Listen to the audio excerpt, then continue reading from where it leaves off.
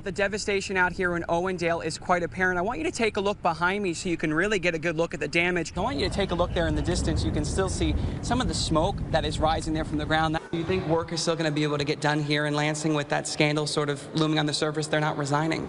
Open carry is when you display your gun to the public, like wearing it on your hip, but concealed carry is when you stow it in somewhere like your jacket pocket. And we received this report here. It's dozens and dozens of pages. And the protest just got underway here as the 6 o'clock hour is beginning to start. Take a look at some of these signs. Believe it or not, there's actually tens of thousands of bees in these hives here. So I want to show you this list I just got sent from our crew. And this is just a part of the damage to the latest house that was burned here. Does that mean the water is unsafe to drink? Has your office come to that conclusion? Oh, you can see behind me the blast holes that are still there. With back to school season quickly approaching, you might be surprised to learn how many children in your kids' classrooms don't have their vaccines. And he agreed to come outside and face our cameras for the first time.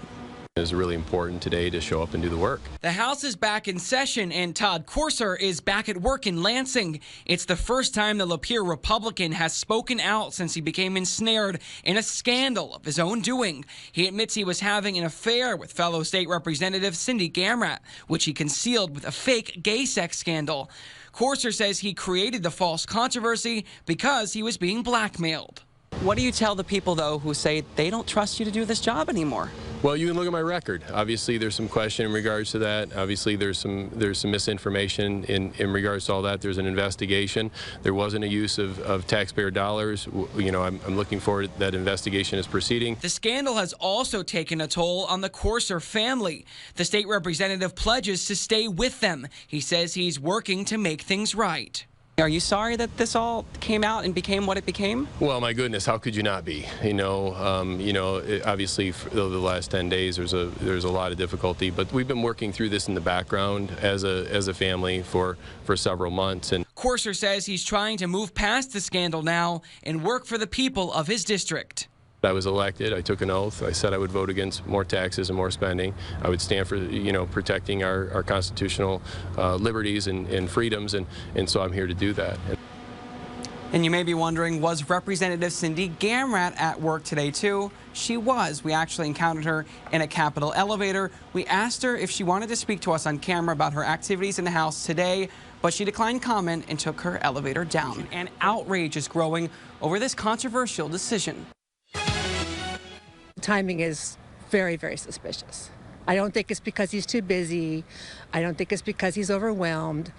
It happened right after the Supreme Court decision was made. Joan Brausch, a Midland political activist, is concerned about what she feels may be a blatant effort to get around the Supreme Court's decision to legalize same-sex marriage. She says she feels Judge Michael Carpenter made the decision to scrap all weddings so district court wouldn't have to perform same-sex weddings. This just makes us look bad and unwelcome to part of the population that we should be welcome to. Amanda Butson is also concerned. We profiled her efforts yesterday to expose the problem. I want to know what the real reasoning is. As we discovered today, Midland's District Court website still advertises the ceremonies held Friday mornings at just $10 a pop. Well, I think that tells you that, that the timing is suspicious and that he made this decision, because of the Supreme Court's decision. Our quest for answers sent us back to Midland's 75th District Court and Judge Carpenter's office. Why no more weddings, gay or straight, just days after the Supreme Court legalized same-sex marriage nationwide? But there was no answer at the judge's office. While at the courthouse, he left me a voicemail saying he was too busy to speak today. The Michigan Supreme Court is also now weighing in on the controversy. A spokesman tells TV5 the chief judge and county clerk are working together to make sure everyone that wants to get married can get married. Also saying the U.S. Supreme Court decision is the law of the land. As for Brausch, she wants the weddings back on. He is our servant, and he should be doing his job. Now, if you're still looking for a district court wedding, I called around in Saginaw, Bay, and Genesee counties are still performing them. Of course, we will keep you updated. Reporting live in the Continuous News Center, Nick Lulli.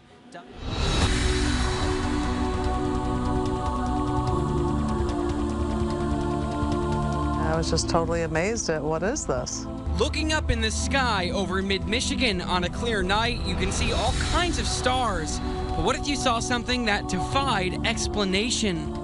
Is anybody else watching this? Viewers contacted us on Facebook saying they've been looking in the night sky near Hemlock and they've been seeing some strange lights, so we decided to come out and hear for ourselves about what they've been seeing. Witness after witness describe what's now been dubbed the Hemlock Lights. If you're just looking with the naked eye, just kind of like they're twinkling. I heard like a little bit of like a motor sounded, like something like off in the distance. It just kind of hovers there, stays in one spot. It's really bright white and webbed. And it's not the first weird incident in Hemlock. October 2002, these fields were abundant with that year's corn crop ready for harvest.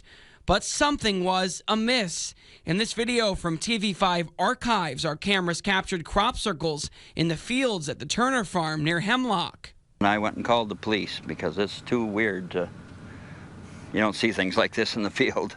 Witnesses often report strange lights and humming sounds before these circles appear. Michael Graham lives on the neighboring homestead and remembers the incident well.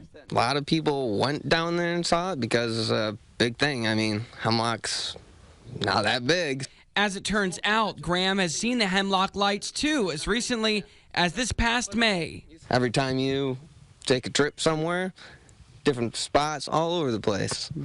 So what do you think it is? UFO. But who investigates these lights and what the heck are they? The I-Team has obtained recently declassified documents from the United States Air Force, part of the once fabled Project Blue Book, some more than half a century old. They reveal that more than a dozen eyewitnesses have stepped forward citing mysterious lights like those in Hemlock since the 1950s. In 1956, a volleyball-sized light, red changing to pink, spotted in Aranac County. Also in 56, a spherical orange object spotted in the skies above Saginaw. In 1964, red and silver lights appearing, then disappearing over Genesee County. Some reports more compelling than others, like this one in Clare County. In 1956, a commercial airline pilot reports 6 white lights in formation, which then disappeared by fading, saying in the report he filed they were definitely being flown by someone with intelligence. So what are the lights and where do they come from? The explanation could be out of this world, but not necessarily unexplainable. Well, based on what is known about the sky and the solar system, I would predict that it's planet Venus. William Mitchell is with the Delta College Planetarium in Bay City and puts on shows every day teaching people what's up in the night sky. He feels many reports of strange lights off towards the west and northwest could be sightings of the second planet from the sun. It can catch you off guard and surprise you. And you wonder what it is, what's out there. Because it's stationary in the sky, at least in the short term, you don't notice any motion to it. It seems like it hovers. But if it's not Venus? Beyond that, who knows what's out there? As for what the witnesses in Hemlock think it is, it depends on who you ask. I believe in aliens. So I think this is some type of man-made apparatus that they're doing something and we just don't know what it is. I don't think you should feel threatened, but they're just curious like we are with them. With this I-Team report, Nick Lulli, WNEM, TV5.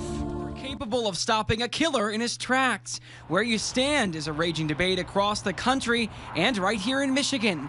These are scenes playing out in our cities, men and women openly wielding large guns near your home or school. And as the I-Team discovered, based on current state law, they have every right to do so. I think we've created vacuums in gun-free zones that disallows anybody that's honest to carry a gun there. Republican Senator Mike Green says he's pro-Second Amendment, but that hasn't stopped him from taking a look at ending open carry in so-called safe zones like schools. And most folks don't get upset, except there's areas where there's closed doors and people that creates problems, and so that's kind of some of the things we're trying to absolve here. But some on the other side of the aisle, like Democratic State Representative Jeff Irwin, want to take it even further. It shouldn't be the case that we are relying on private citizens to really act as vigilantes. But what is the difference between open carry and concealed carry? Open carry is when you display your gun to the public, like wearing it on your hip,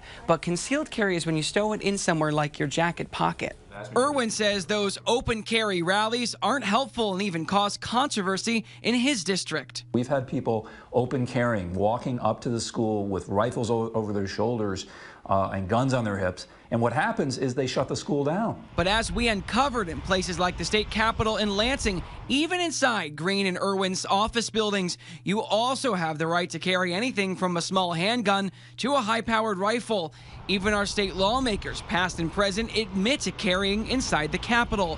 Lawmakers like embattled former state representative Todd Corser, who faced a grueling ethics investigation in September before resigning amidst a vote by his colleagues to expel him from office. The idea that people are sort of threatened by that is because in reality we've gotten accustomed to not seeing guns. Corser, a self-proclaimed constitutional Republican, believes we should expand open carry. He doesn't agree with Green's proposal and certainly not with Irwin's more hardline approach. Some critics even confided in me they worried what someone in Corser's position might do with a gun here at the Capitol as a scandal made headlines.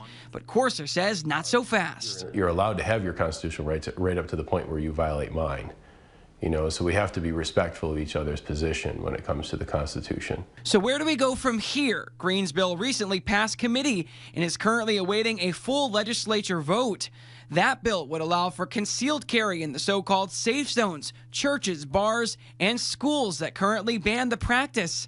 Green feels it could be a happy medium that just maybe will cut down on gun violence and the distractions open carry can cause.